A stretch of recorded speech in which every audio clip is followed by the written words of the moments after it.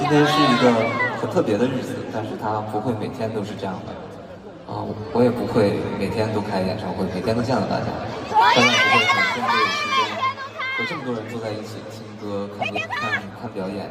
我们还是要回到生活当中，但是希望今天，给了你继续面对生活的一些能量，然后今天是一个好的回忆。我们希望这首歌能够祝福大家，然后在我们的生活中更有勇气，发现更多的美好。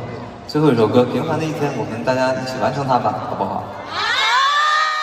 困了吗？没困吧？没有。上方的朋友，平凡的一天送给大家。